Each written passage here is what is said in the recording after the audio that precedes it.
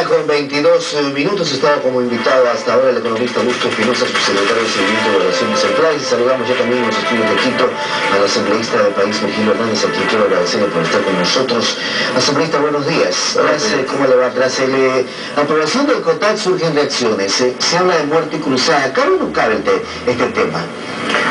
Mire, esto es básicamente como el cuento de la Caperucita y el lobo. ¿Por qué? Porque básicamente lo que vemos es que los sectores de la oposición ahora permanentemente están con el susto de que ya viene el lobo, ya viene el lobo, ya viene la muerte cruzada, y va a suceder como un cuento de mi hijo, que después cuando viene el lobo, efectivamente lo que quieren es tener una fiesta.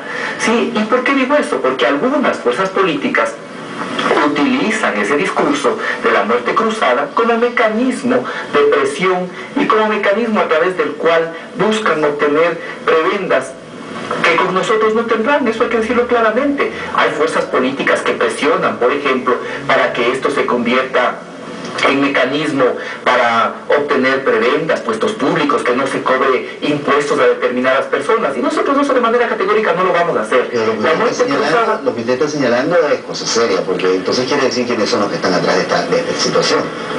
Sí, la muerte cruzada, le vuelvo a señalar, es una institución que está en la Constitución de la República, en el artículo 130 148, de tal forma que no hay por qué temer. Si es que hay condiciones y efectivamente llegamos a un punto de empantanamiento, de obstrucción en el que no se puede trabajar, obviamente habrá que recurrir a ese mecanismo que es constitucional. Pero lo que nosotros no vamos a hacer, sin cerrarnos a discutir lo que sea necesario discutir, en eso yo no tengo ningún inconveniente. El Parlamento, la esencia es efectivamente discutir aquellos temas que son de interés nacional. Las leyes no se discuten en centrales, las leyes no se discuten en ningún ministerio, las leyes se discuten en la Asamblea Nacional, y nosotros eso lo decimos de manera clara y categórica. Pero cuando va el Ejecutivo regresa de otra forma, es lo que sostiene la oposición asambleísta. Mire, yo creo que aquí efectivamente se está estableciendo algunas premisas que no son adecuadas. En primer lugar, he escuchado a varios colegas asambleístas señalar que el veto es un mecanismo y una forma a través de la cual concentra el poder el presidente Correa.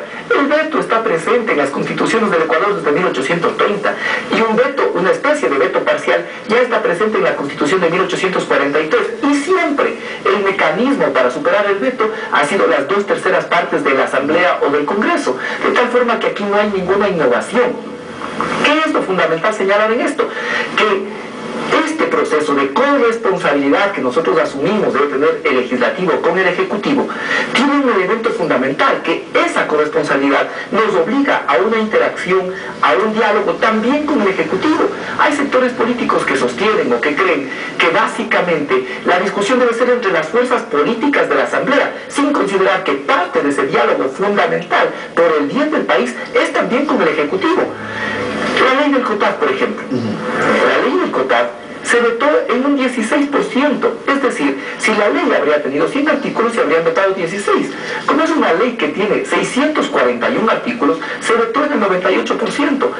La mayoría de esas son de forma, y la mesa, con absoluta generosidad, buscando lo que es mejor para el país, aceptó de esas 98, 82 reformas que son, de observaciones que son de forma.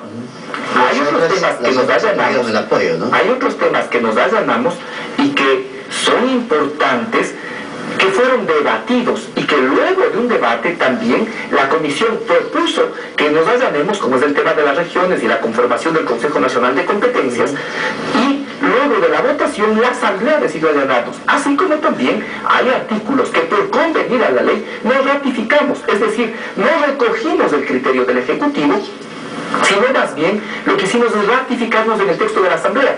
Si nosotros quisiéramos poner, como se puso ayer en un diario del país, diciendo que nos allanamos absolutamente a lo que planteó el presidente, esto no es así. Realmente lo que recogimos, los aspectos en los que recogimos el criterio del Ejecutivo son 6 artículos que constituyen el 1% de la ley. ¿Por qué? Porque convienen básicamente al interés del país y al interés de los gobiernos autónomos descentralizados. ¿Este tema del Consejo de Competencias es el camino más sólido para fortalecer las regiones o no? Mire, el Consejo Nacional de Competencias y la integración del Consejo Nacional de Competencias es el camino para tener un país descentralizado. Ese es el elemento fundamental. El Consejo Nacional de Competencias va a ser la instancia, va a ser el organismo a través del cual se vaya descentralizando el país, a través del cual podamos ir desarrollando un proceso de descentralización que nos ayude a clarificar las competencias que tiene cada gobierno autónomo en el territorio. Esto es lo central, esto es lo fundamental. Es decir, lo que le corresponde hacer a la parroquia, lo que le corresponde hacer a los municipios, lo que les corresponde hacer a los consejos provinciales y cuando existan las regiones. ¿Para qué? Para que los ciudadanos puedan conocer a quién tienen que reclamarle, cuál es el titular de esa competencia y en función de eso exigir los derechos que les corresponden. Eso es fundamental. Avanzar en un proceso de descentralización que ya no es como antes, ya no es el modelo de uno a uno que solicitan las competencias los que quieren, sino básicamente establecer un modelo general, un modelo que permita que lo que se descentralice a un municipio se descentralice a los 221, que lo que se descentralice a un consejo provincial se lo haga a todos los del país y de igual forma con las juntas parroquiales. Estamos buscando ordenar de mejor forma qué hace cada nivel de gobierno en el territorio nacional. ¿Quedó claro el tema de la fórmula? ¿Quedó claro el tema de la fórmula para la asignación de recursos asambleístas? A ver, el tema de la fórmula es uno de los temas que más hemos discutido y que seguramente más se ha analizado. ¿Qué es lo que tenemos que decir con la fórmula? En primer lugar, la base para la fórmula es del año 2010. Por lo tanto, ningún gobierno autónomo descentralizado recibirá menos que lo que recibió en el 2010. Eso es importante. Eso está clarísimo ahí. Sí, pero es que aquí hay un sofisma que señalan algunos y dicen, ahora se está ponderando menos la población. Eso es mentira. En la base del 2010, la ponderación de la población es del 40% y eso se mantiene inalterado. ¿Qué es o para qué es lo que establecemos nuevas ponderaciones? Establecemos nuevas ponderaciones para el incremento que año a año van a ir teniendo los gobiernos autónomos descentralizados. Para hablar con ejemplos concretos. El próximo año, por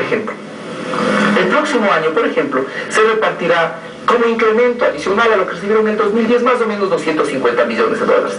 De esos 250 millones, es cierto que Guayaquil crece en el 9%, pero ese crecimiento del 9% significan 20 millones de dólares. O el crecimiento de Quito, que es aproximadamente... Quito crecerá en un 5%, pero eso significa 11 millones de dólares. De igual forma, el crecimiento de ciudades como Cuenca es menor, también es del 9%, pero eso significa aproximadamente 5 o 6 millones de dólares. Es decir, que estamos básicamente repartiendo ahí como 40 millones de dólares entre ciudades y los 210 restantes tienen que repartirse para 218 municipios, tienen que repartirse para los 23 consejos provinciales, para el Consejo de Gobierno de la provincia de Galápagos y para cerca de 800 juntas parroquiales. Eso es buscar justicia, eso es avanzar en la equidad también en el territorio, porque los ecuatorianos somos iguales y no importa si esos ecuatorianos nacemos en Quito, Guayaquil, Cuenca o en Taiza, en Macará o en alguna de las otras regiones de nuestro país. Eso es lo fundamental. ¿Cómo avanzamos a construir justicia entre los ecuatorianos? ¿Cómo logramos que esta unidad nacional se vea reflejada en una igualdad de trato para los ecuatorianos, independientemente del lugar en que nacemos o independientemente del lugar en que vivimos? Asambleísta, quiero agradecerle por haber estado con nosotros esta mañana. Gracias a usted. Gracias a Virgilio Hernández, asambleísta del país. Hacemos aquí la pausa, 7 de la mañana con 32 minutos. Regresamos enseguida.